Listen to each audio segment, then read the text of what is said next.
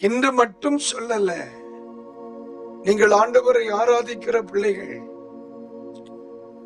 நீங்கள் ஆண்டவரை சேவிக்கிற மக்களானால், இந்த மேடையில் ஏதொரு தெய்வ மனுஷன் எழும்பினாலும் உங்களுடைய கண்கள், உங்களுடைய இருதயம், உங்களுடைய மனம் எதிர்பார்ப்புடையதாக இருக்கணும்.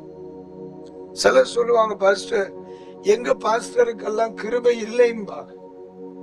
கிருபையை உங்க போதகரை உருவாக்கணும். நீங்க உங்களுக்கு எதிர்பார்ப்பு இருக்குமானால் அது சாவக்கோழி ஆனாலும் கர்த்தர் பயன்படுத்துவார்.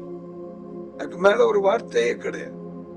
சபை எதிர்பார்ப்போடு இருக்குமானால், சபை எதிர்பார்ப்போடு ஜெபித்து வருமானால், சபை எதிர்பார்ப்போடு தேவ சமூகத்தில் இருக்குமானால், அவர்களுடைய தேவையை சந்திக்க வேண்டிய கடமை யாருக்கு இருக்கிறது?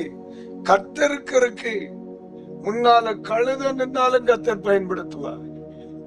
அல்லேலூயா.